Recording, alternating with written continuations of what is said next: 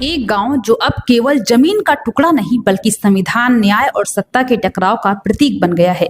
ये मामला अब खेत खलिहान की सीमा से निकलकर सीधा संवैधानिक चौखट तक पहुंच गया है, जहां हर कदम पर सवाल उठ रहा है कि आखिर किसके शब्द की कीमत ज्यादा है, कोर्ट का आदेश या ताकतवरों की सिफारिश। जिस धरती पर कभी मेहनत कश किसानों की फसलें लहलहाती थी, वहां आज कानून और सत्ता की आग जल रही है।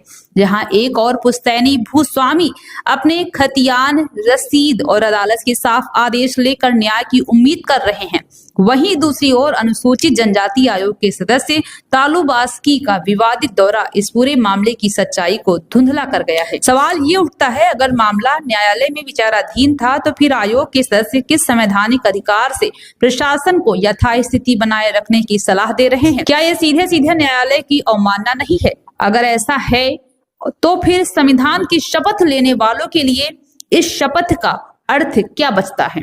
एक तरफा सुनवाई का आरोप, ग्रामीणों का कहना है कि आयोग के सदस्य ने एक पक्ष से तो लंबी बातचीत की, उनके दुख दर्द सुने, पर जिन लोगों के हाथ में कोर्ट की डिग्री थी उनसे बातचीत तक नहीं की। ये कैसी निष्पक्षता है जो एक तरफा संवाद में सीमित हो गई? क्या अब संवैधानिक संस्थाएं भी तथ्यों की जगह भावनाओं और वोट बैंक के पैमाने पर निर्णय लेंगी? भूस्वामियों का फूटता आक्रोश, हमारे कागज बेकार हो गए क्या क्योंकि हम किसी राजनीतिक समीकरण का हिस्सा नहीं? ये सवाल परवाह की हवा में तैर रहा है। भूस्वामी कह रहे हैं, न्यायालय ने हमारा हक तय किया, उसके बाद किसी आयोग या व्यक्ति को उस आदेश पर सवाल उठाने का अधिकार नहीं। उन्होंने चेतावनी दी है कि अगर प्रशासन ने कोर्ट की डिग्री की अनदेखी की तो वे सीधे अवमानना याचिका दाखिल करेंगे। प्रशासन की चुप्पी सबसे बड़ा रहस्य, सबकी निगाह अब प्रशासन पर है, लेकिन यहाँ भी मौन पसरा हुआ है। क्या ये चुप्पी संविधान के प्रति सम्मान है या फिर ताकतवरों के दबाव में समर्पण? परवाह से सवाल जो हर नागरिक के हैं, परवाह के सवाल जो हर नागरिक के हैं, क्या संवैधानिक संस्थाएं अब पार्शियल जस्टिस की ओर बढ़ रही हैं? क्या कोर्ट का आदेश केवल कागजी प्रतीक बनकर रह जाएगा? क्या आज भी देश में न्याय पर सिफारिश हावी हो सकती है? परवाह प्रतीक बन चुका है उस भारत का जो रोज अदालतों से न्याय की उम्मीद करता है, लेकिन प्रशासनिक गलियारों में फाइलें ठंडी पड़ जाती हैं। अगर आज एक आदेश को यूं ही नजरअंदाज किया गया तो कल हर नागरिक का हक किसी दौरे या सिफारिश के नीचे दब सकता है। सवाल वही है, भारत चलेगा संविधान से या सिफारिश से?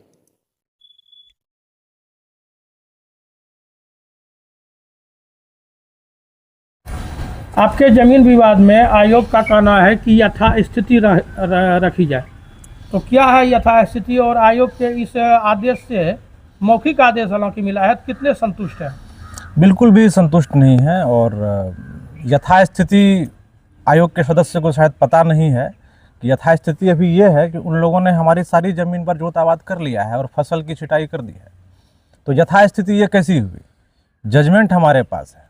आयोग के सदस्य का आना और इस तरह का बयान देना कि जो तो सारा ज़मीन तुम लोग, कोई कुछ नहीं करेगा, प्रशासन पर दबाव बना कर वो चले गए, ये तो हमारे जख्मों पर नमक छिड़कने जैसा है।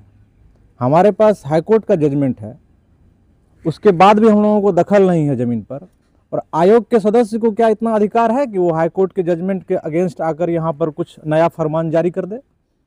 ये तो बिल्कुल भी शोभनीय नहीं है। या फिर हमारी ये गलती है कि हम सवर्ण समाज से आते हैं, हमारी नहीं सुनी जाएगी? क्या हम वोट नहीं करते हैं? सरकार से हमारी मांग है कि उचित कार्रवाई जो न्यायोचित हो, पेपर पे, जिसका सब कुछ अप टू डेट हो। हम लोगों का सारा ज़मीन ऑनलाइन है, लगान भर रहे हैं हम लोग सालों साल। 2025 तक का लगान का रसीद हमारे पास उपलब्ध है। रसीद हम लोग कटा रहे हैं और वो यहाँ आकर फरमान जारी करते हैं कि जो तो कोई कुछ नहीं बोलेगा। ये कहाँ का न्याय है? आयोग ने फिलहाल जो कहा है यथास्थिति रखी जाए, लेकिन स्थानीय प्रशासन का ये क्या कहना है? स्थानीय प्रशासन का क्या कहना है आप लोगों को? स्थानीय प्रशासन ने हम लोगों को आश्वासन दिया था कि हम लोग आपके बारे में सोच रहे हैं और हम लोग न्यायोचित कार्रवाई करेंगे। लेकिन जब से सदस्य आए हैं SC/ST आयोग के सदस्य तल्लू बास्की जी, उनके आने के बाद प्रशासन का कहना है कि अब हम लोगों पर प्रेशर आ गया है ऊपर से, तो अब हम लोग इसमें हाथ नहीं डालेंगे। तो अब आप बताइए कि हम लोग न्याय के लिए कहाँ जाएंगे? अब सुप्रीम कोर्ट का रास्ता करना पड़ेगा, क्योंकि हाई कोर्ट के जजमेंट को तो कोई फॉलो कर नहीं रहा है। और आयोग के सदस्य आकर नया बयान जारी कर देते हैं कि तुम लोग जोतो। अच्छा, एक बात और इसमें हम कहना चाहेंगे, आयोग के सदस्य का एक और बयान है, वहीं पर ऑन कैमरा बयान है कि आदिवासी समाज जहां बस जाते हैं वहां से उनको हटाया नहीं जाएगा, उनको रहने की व्यवस्था दी जाएगी। ठीक है, कोई दिक्कत नहीं है, वो आप कीजिए, लेकिन ये सरकार की जिम्मेदारी है। किसी की खतियानी ज़मीन पर आप उसको नहीं बसा सकते हैं, किसी किसान की ज़मीन पर आप उसको नहीं बसा सकते हैं। आप सरकारी ज़मीन पर उनको बसाइए, उनको खेती के लिए ज़मीन दीजिए, इसमें कोई विरोध नहीं है।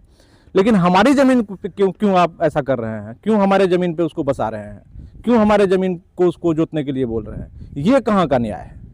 आयोग ने जो ये कहा है कि यथास्थिति बनाई जाए, तो ये एक तरह से पटना हाईकोर्ट का आदेश का अवमानना है। अवमानना है। तो क्या आप लोग न्यायालय की अवमानना के खिलाफ में एक बार फिर से रिट दायर करना चाहते हैं? बिल्कुल दायर करना चाहते हैं, लेकिन हम चाहते हैं कि अगर प्रशासन आश्वासन देकर और प्रशासन हमें हमारी ज़मीन पर अगर दखल दिला देती है तो फिर हम क्यों न्यायालय जाएं? हम तो न्याय पा चुके हैं।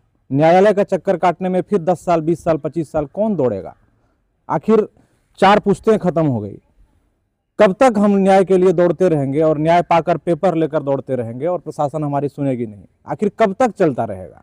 क्या कारण मानते हैं कि इतना मतलब सारा कुछ होने के बाद, न्यायालय का आदेश होने के बावजूद आप लोग को जमीन पर दखल नहीं मिल पा रहा है? यहाँ न्यायालय के आदेश के बाद हम लोगों को दखल मिला था, लेकिन कुछ स्थानीय नेता और कुछ बाहरी नेता के उकसावे में आकर ये लोग फिर हरवे हथियार के साथ तीर धनुष, जिसका वीडियो भी प्रशासन को उपलब्ध करा दिया गया है, प्रशासन यहाँ आकर वो देख भी चुकी है।